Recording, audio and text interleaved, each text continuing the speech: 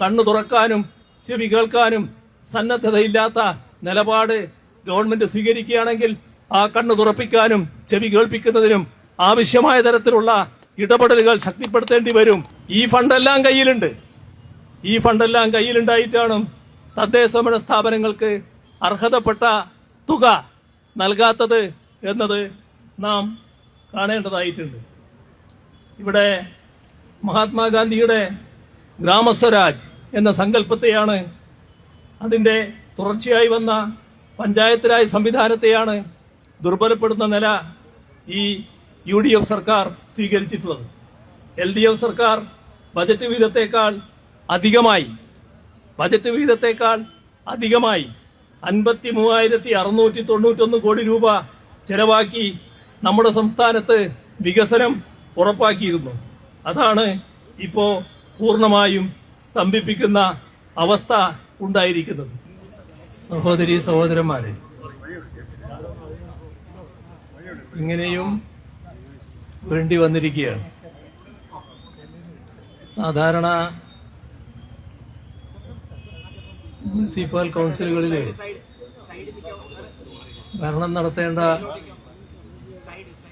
അതിന് നേതൃത്വം കൊടുക്കുന്നവരാണ് ഈ സെക്രട്ടേറിയറ്റിന് മുന്നിൽ ഞങ്ങൾക്ക് കാര്യങ്ങളൊന്നും നിർവഹിക്കാൻ കഴിയുന്നില്ല എന്ന പരാതിയുമായി എത്തേണ്ടി വന്നിട്ടുള്ളത്.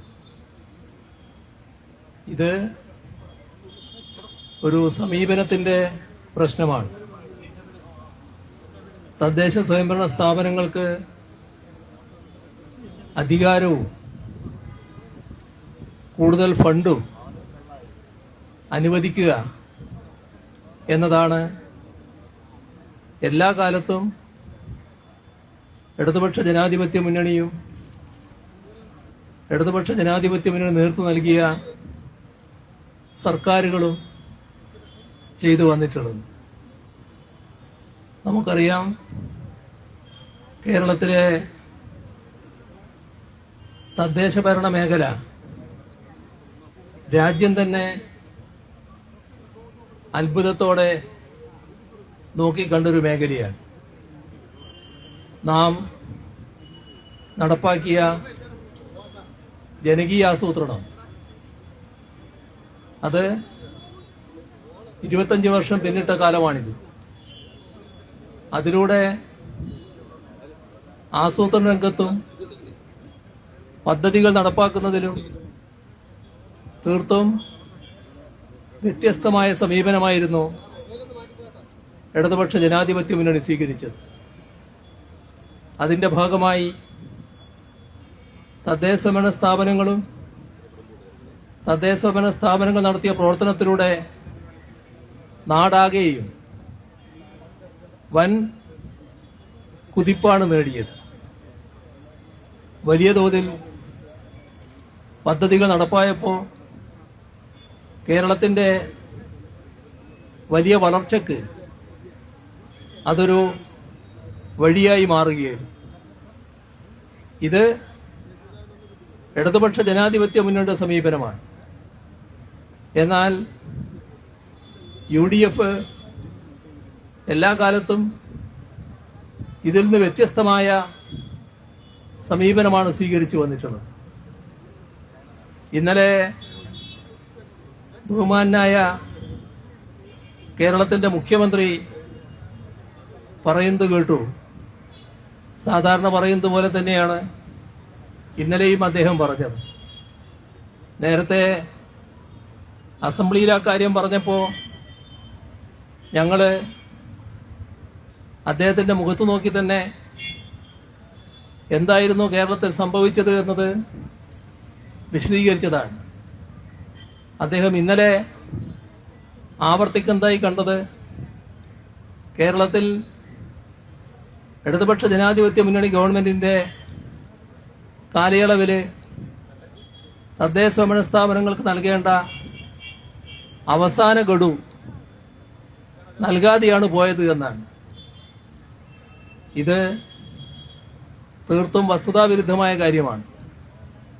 പക്ഷേ മുഖ്യമന്ത്രിക്കുള്ള ഒരു പ്രത്യേകത വസ്തുതാവിരുദ്ധമായ കാര്യങ്ങൾ ആവർത്തിച്ച് പറഞ്ഞുകൊണ്ടിരിക്കുമെന്നുള്ളതാണ്. അതിന് ഒരു തരത്തിലുള്ള ജാള്യതയും അദ്ദേഹത്തിന് കാണുന്നില്ല. താൻ വഹിക്കുന്ന സ്ഥാനത്തിൻ്റെ പ്രത്യേകത മറന്നുകൊണ്ടാണ് വസ്തുതാവിരുദ്ധമായ കാര്യങ്ങൾ അദ്ദേഹം അവതരിപ്പിച്ചുകൊണ്ടിരിക്കുന്നത്. എന്താണ് വസ്തുത? തെരഞ്ഞെടുപ്പ് പ്രഖ്യാപിക്കപ്പെട്ടു. LDF സർക്കാർ തദ്ദേശഭരണ സ്ഥാപനങ്ങൾക്ക് നൽകേണ്ട വിഹിതം ശരിയായ രീതിയിൽ തന്നെ നൽകുന്നതിന് തീരുമാനിച്ചു. അപ്പോഴാണ് തെരഞ്ഞെടുപ്പ് പ്രഖ്യാപിക്കപ്പെട്ടതിൻ്റെ ഭാഗമായുള്ള കോഡ് ഓഫ് കോണ്ടക്റ്റിൻ്റെ പ്രശ്നം വരുന്നത്. അപ്പോൾ തെരഞ്ഞെടുപ്പ് കമ്മീഷന്റെ അനുമതി വേണം എന്ന നില വന്നു. ഇതൊരു പുതിയ കാര്യമല്ല.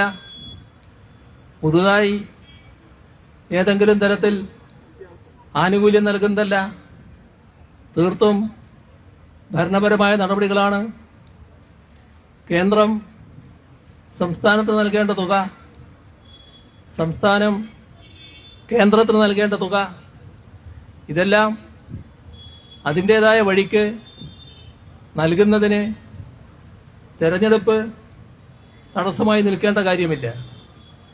പക്ഷേ തെരഞ്ഞെടുപ്പ് കമ്മീഷന്റെ ചുമതലപ്പെട്ടവർ ഈ ഘട്ടത്തിൽ അത് നടപ്പാക്കാൻ പറ്റില്ല എന്ന് പറഞ്ഞു.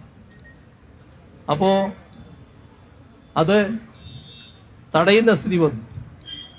LDF സർക്കാർ കാശുണ്ട്, കാശ് മാറ്റിവെച്ചിരിക്കുന്നു, അത് തദ്ദേശഭരണ സ്ഥാപനങ്ങൾക്ക് നൽകാൻ തീരുമാനിച്ചിരിക്കുന്നു, ഇപ്പോൾ പറ്റില്ല എന്ന നിലപാട് തെരഞ്ഞെടുപ്പ് കമ്മീഷൻ സ്വീകരിച്ചു.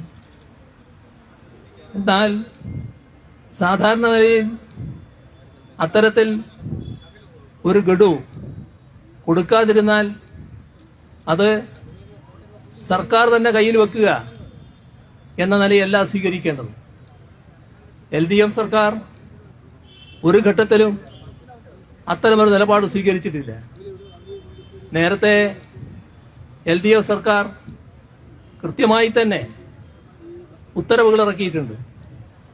ഈ കാലയളവിൽ കൊടുക്കാൻ കഴിയാത്ത തുക അടുത്ത ഘട്ടത്തിൽ കൊടുക്കുന്നതിന്, സ്പിൽ ഓവർ നിർവഹിക്കുന്നതിന് ഒരു തടസ്സവുമില്ല എന്ന ഉത്തരവ് തന്നെയുണ്ട്. എല്ലാ കാലത്തും അത്തരത്തിൽ കാര്യങ്ങൾ നിർവഹിക്കുന്ന നിലപാടാണ് സ്വീകരിച്ചു വന്നിട്ടുള്ളത്.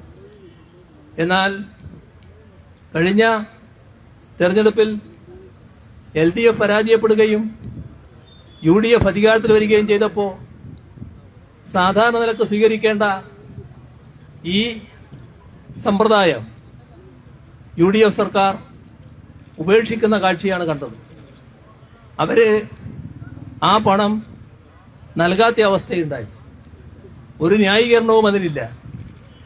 അസംബ്ലിയിൽ ആ കാര്യങ്ങളെല്ലാം വ്യക്തമാക്കിയതാണ്.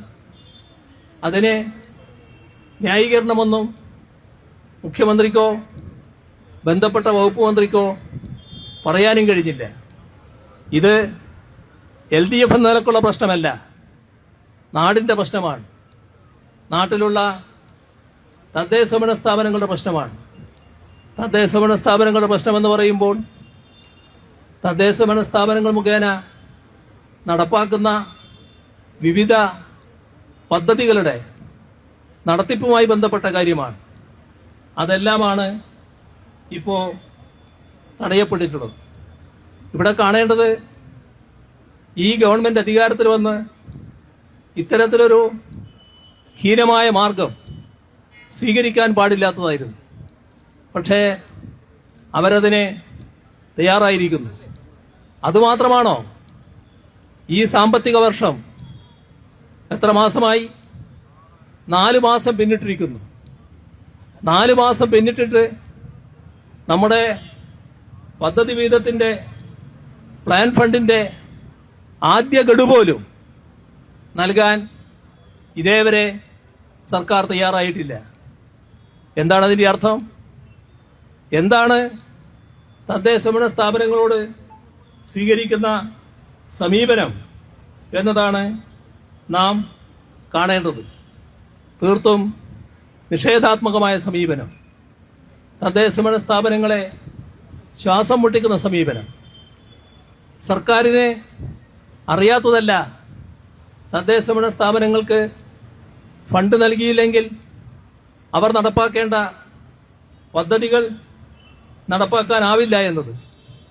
ബോധപൂർവം തദ്ദേശഭരണ സ്ഥാപനങ്ങളുടെ പ്രവർത്തനത്തിന് കൂച്ചുവിലങ്ങട ഇടാനുള്ള നടപടികളാണ് സ്വീകരിക്കുന്നത്. ഇവിടെ കാണേണ്ട ഒരു കാര്യം, നമ്മുടെ തദ്ദേശഭരണ സ്ഥാപനങ്ങൾ പദ്ധതികൾക്ക് രൂപം നൽകിയാൽ പദ്ധതികൾ അപ്ലോഡ് ചെയ്യുന്ന സോഫ്റ്റ്വെയർ ഉണ്ട്. ആ സോഫ്റ്റ്വെയർ സർക്കാരിൻ്റെ നിയന്ത്രണത്തിലാണ്. അത് തുറന്നു കൊടുത്താൽ മാത്രമേ അത് അപ്ലോഡ് ചെയ്യാൻ സാധിക്കുകയുള്ളൂ. പക്ഷേ ഇപ്പോൾ ആ സോഫ്റ്റ്വെയർ ശരിയായ രീതിയിൽ തുറന്നു കൊടുക്കുന്നില്ല. എന്താ പ്രശ്നം? ഈ മാസം 31, ഇനി അധികം ദിവസമില്ലല്ലോ, നാളെ കൊണ്ടായല്ലോ. ഈ 31-നുള്ളിൽ പദ്ധതികൾ സമർപ്പിച്ചാൽ മാത്രമേ ജില്ലാ ആസൂത്രണ സമിതിയുടെ അംഗീകാരം ലഭിക്കുകയുള്ളൂ എന്ന് ഉത്തരവ് സർക്കാർ തന്നെ ഇറക്കിയിട്ടുണ്ട്. ഒരു ഭാഗത്താ ഉത്തരവ്. ആ ഉത്തരവ് നടപ്പാക്കാൻ തദ്ദേശഭരണ സ്ഥാപനങ്ങൾ തയ്യാറാകുമ്പോൾ അതിൻ്റെ ഭാഗമായി ആ സോഫ്റ്റ്വെയർ പ്രവർത്തനക്ഷമമാക്കേണ്ടതിന് പകരം ആ സോഫ്റ്റ്വെയർ വലിയ തോതിൽ നിയന്ത്രിതാവസ്ഥയിലാക്കിയിരിക്കുന്നു. അതുകൊണ്ട് തദ്ദേശഭരണ സ്ഥാപനങ്ങൾക്ക് അവ അപ്ലോഡ് ചെയ്യാനാവുന്നില്ല. എന്ന് പറഞ്ഞാൽ തദ്ദേശഭരണ സ്ഥാപനങ്ങളുടെ അവകാശം അവിടെയും നിഷേധിക്കുകയാണ് എന്നതാണ് നാം കാണേണ്ടത്. ഇവിടെ LDF സർക്കാർ 2016 അവതരിപ്പിച്ച ബജറ്റിൽ നമ്മുടെ സംസ്ഥാനത്ത് പ്ലാൻ ഇനത്തിൽ വകയിരുത്തിയിരുന്നത് 10,189 കോടി രൂപയാണ്. പക്ഷേ പുതുക്കിയ ബജറ്റിൽ 8,655 കോടിയായി UDF അത് വെട്ടിക്കുറച്ചു. എന്ന് പറഞ്ഞാൽ 1,533 കോടി രൂപയുടെ പ്ലാൻ വിഹിതം തദ്ദേശ സ്ഥാപനങ്ങൾക്ക് നഷ്ടമായി എന്നർത്ഥം. 1,535 കോടി രൂപയുടെ പ്ലാൻ വിഹിതം നഷ്ടമാക്കുന്നത് UDF ഗവൺമെൻറ്റാണ്. LDF സർക്കാർ പ്രഖ്യാപിച്ച കാര്യത്തിലാണ് ഇത്തരമൊരു വെട്ടിക്കുറവ് വരുത്തിയിട്ടുള്ളത്. ഇതിൽ ശ്രദ്ധിക്കേണ്ട കാര്യം, പൊതുവിഭാഗങ്ങൾക്കുള്ള പ്ലാനുണ്ട്. അതിൽ വെട്ടിക്കുറച്ചത് 1,261 കോടി രൂപയാണ്. നമ്മുടെ സംസ്ഥാനത്തെ പട്ടികജാതി വിഭാഗങ്ങൾക്കുള്ള പ്ലാനിൽ 236 കോടി രൂപ, പട്ടികവർഗ വിഭാഗങ്ങൾക്കുള്ള പ്ലാനിൽ 35 കോടി രൂപ. ഇതെല്ലാം കുറവ് വരുത്തുന്ന അവസ്ഥയാണ് ഉണ്ടായത്. എങ്ങനെയാണ് അത്തരമൊരു സമീപനം UDF ഗവൺമെന്റിന് സ്വീകരിക്കാൻ കഴിയുന്നത് എന്നതാണ് ഗൗരവമായ പ്രശ്നം. ഇവിടെ കാണേണ്ട ഒരു വസ്തുത, പുതുക്കിയ ബജറ്റിലെ കണക്കുകൾ സാധാരണഗതിയിൽ IKM സോഫ്റ്റ്വെയറിൽ ഉൾപ്പെടുത്തേണ്ടതാണ്. പക്ഷേ ഇതുവരെ IKMന്റെ സോഫ്റ്റ്വെയറിൽ ആ പുതുക്കിയ ബജറ്റിൻ്റെ കണക്കുകൾ ഉൾപ്പെടുത്തിയിട്ടില്ല. ഇതെല്ലാം മനഃപൂർവ്വമുള്ള കാര്യമാണ് എന്ന് നാം കാണണം. ഈ സാമ്പത്തിക വർഷത്തെ വികസനത്തിൻ്റെ 1ാം ഗഡു, മെയിൻ്റനൻസ് ഗ്രാൻറ്റിൻ്റെ 2ാം ഗഡു, ഇതെല്ലാം തദ്ദേശ സ്ഥാപനങ്ങൾക്ക് നിഷേധിക്കുന്ന നിലയാണ് ഗവൺമെൻറ് സ്വീകരിച്ചിട്ടുള്ളത്.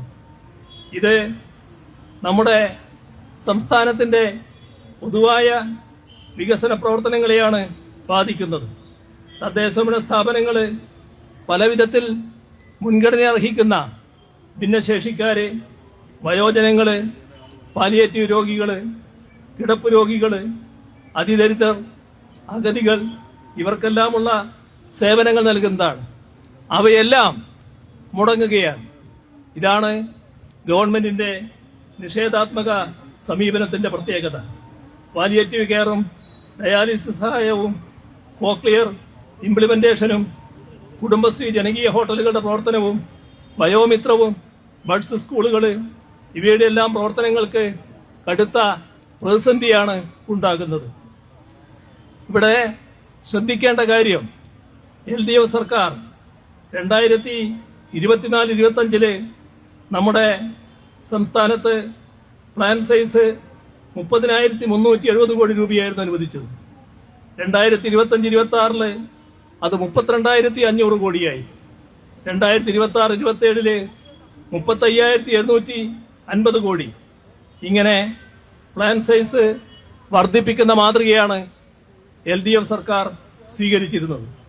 മാത്രമല്ല, കഴിഞ്ഞ LDF സർക്കാരിന്റെ ഇടപെടലുകൾ വഴി 16-ാം ധനകാര്യ കമ്മീഷൻ നികുതി വിഹിതം വർദ്ധിപ്പിക്കുന്ന നിലയുണ്ടാക്കിയിട്ടുണ്ട്. ഇതിലൂടെ ലഭിക്കുന്ന അധിക വരുമാനം, GST, കേന്ദ്ര നികുതി വിഹിതം ഇവയുടെ 6,600 കോടിയോളം രൂപയുടെ വർധനവ് സംസ്ഥാനത്തിന്റെ കയ്യിൽ ലഭിച്ചിട്ടുണ്ട്. ഇതുകൂടാതെ ചരിത്രത്തിലെ തന്നെ ഏറ്റവും ഉയർന്ന കടമെടുക്കൽ വഴി 17,800 കോടി രൂപ ഈ സാമ്പത്തിക വർഷത്തെ ആദ്യ 4 മാസത്തിൽ തന്നെ സർക്കാരിന് ലഭിച്ചിട്ടുണ്ട്. ഈ ഫണ്ടെല്ലാം കയ്യിലുണ്ടായിട്ടാണ് തദ്ദേശഭരണ സ്ഥാപനങ്ങൾക്ക് അർഹതപ്പെട്ട തുക നൽകാത്തത് എന്നത് നാം കാണേണ്ടതായിട്ടുണ്ട്.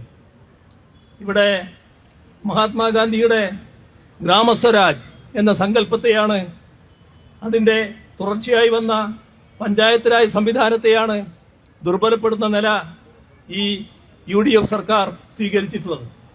LDF സർക്കാർ ബജറ്റ് വിഹിതത്തെക്കാൾ അധികമായി 53,691 കോടി രൂപ ചെലവാക്കി നമ്മുടെ സംസ്ഥാനത്ത് വികസനം ഉറപ്പാക്കിയിരുന്നു. അതാണ് ഇപ്പോൾ പൂർണ്ണമായും സ്തംഭിപ്പിക്കുന്ന അവസ്ഥ ഉണ്ടായിരിക്കുന്നത്. പല മുനിസിപ്പാലിറ്റികളും വലിയ തോതിലുള്ള പ്രയാസത്തിലാണ് ഇന്ന് പ്രവർത്തിച്ചുകൊണ്ടിരിക്കുന്നത്.